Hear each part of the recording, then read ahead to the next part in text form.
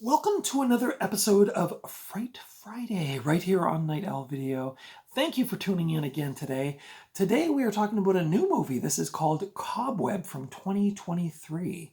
And we will be talking about cast, production, critical response, my thoughts on this film, and a whole bunch more. So I hope you stick around.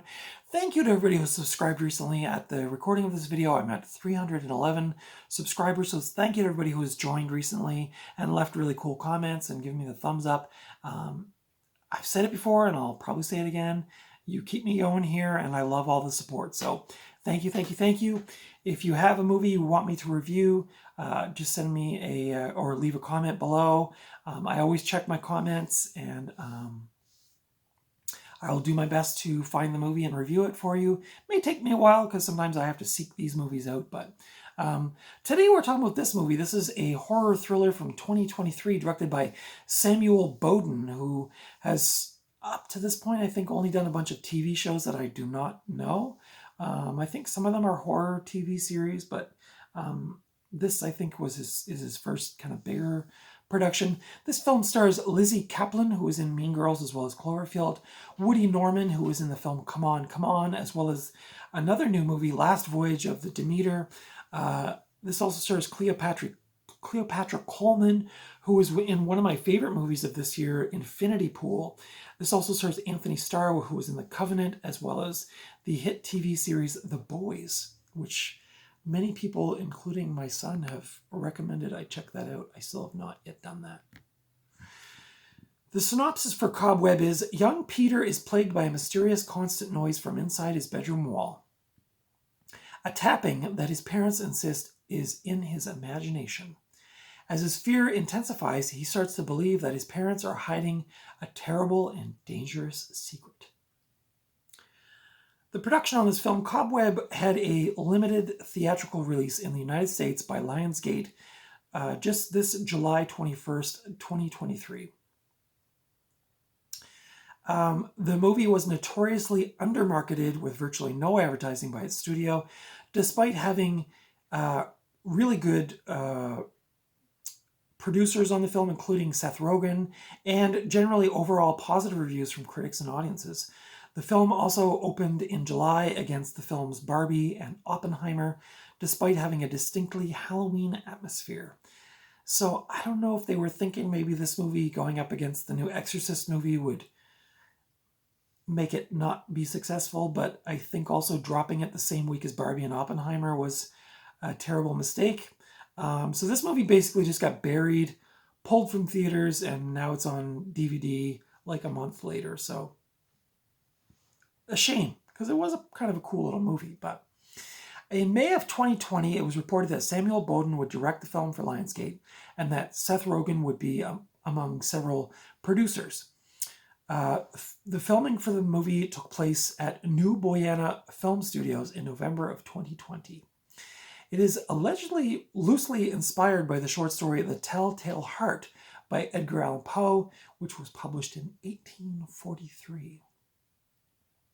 There's not a lot to talk about with this movie as far as behind the scenes and stuff. This is a pretty fresh movie. It just, like I said, it just came out about a month and a half ago.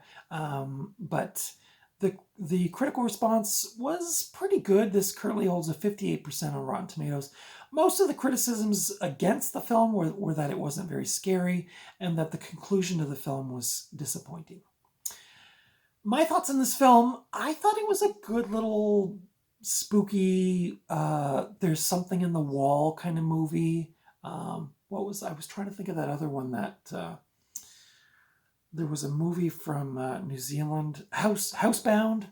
I mean, this one's not a comedy. This is more of like a scary kind of thing, but it gave me those kind of vibes. There's something or somebody in the wall and it's creeping people out. And so it gave me those kind of vibes.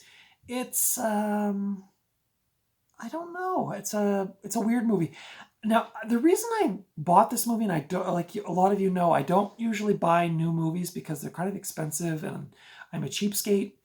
But I had heard so many good things about this movie, including a pretty good review from Red Letter Media, that I was really curious to check this one out. And so I did buy it, and I thought it was pretty good. I mean, this definitely could have been a stream for me. I definitely don't need to own this movie. Um, will I rewatch this? I don't know. This might be a good double feature with like Mama or Babadook or uh, Conjuring or something like that. But on its own, I don't know. Maybe I'll rewatch it and have different feelings about it down the road. But I thought this was just kind of your middle of the road, kind of like a Shudder type movie. I didn't think it was anything outstanding. That's all I'm going to say. I'm not crapping on the people that made it because, obviously people put a lot of hard work into these things, and I don't want to be one of those people. But for me, this just kind of fell a little flat. I didn't think it was terrible. If you're looking for, like I said, just kind of a middle of the road, kind of spooky house, kind of child seeing something like a black phone or like those kind of movies, this didn't really scare me much. There was a couple cool like spooky scenes in it, but overall it was just very middle of the road for me. I would probably give this a 3.75 out of 5. Like I said, I might rewatch it and have different feelings, or maybe on a second viewing I'll like it more. But for now, if I were you and you haven't already bought this movie, just wait for it to go to streaming. It's cool. It's, and it's an up and coming director, so you want to support people that are doing different things and creative things and not just rehashing the same old franchises that we see over and over again. Exorcist, but yeah, those are my thoughts on this film. I'll leave it at that. This edition is your bare bones DVD. It has special features, Becoming the Girl, Through the Eyes of a Child, and A Primal Fear, which are little featurettes. This is a DVD from, I'll put this out, Lionsgate. It is rated 18 in Canada. Let's see. Was just trying to find a runtime on here, but I don't. 88 minutes. Not bad, not bad. So yeah, if you're just looking for like a kind of a sort of spooky, there's something in the wall kind of movie, maybe you scare easily, this would be maybe good for you. Or like maybe if you're not used to watching a lot of really, really scary stuff, but you want a little bit of a spooky, this one might work for you. It's called Cobweb. Lizzie Kaplan, Anthony Starr. I might rewatch this one down the road just to see if I like it better, but those are my thoughts for today. A nice short and sweet review today, but not a lot to say about this. And yeah, it's getting really good reviews, so maybe it could be like It Follows and like Malignant and those movies that I just don't get. People love those movies. I don't get the appeal. Maybe this is kind of in that realm for me. But anyway, those are my thoughts on Cobweb. Did you see Cobweb? Did you like it? Did you not like it? Some of you probably have never even heard of it. Like I said, it got buried by Barbie and Oppenheimer, but hopefully it'll make its way onto streaming soon and some more people will catch it, and maybe it'll get a bit of a cult following. Who knows? But those are my thoughts on Cobweb. Let me know what you thought about this film in the comments below if you've seen it. If you like this review or this kind of content, consider giving me a thumbs up.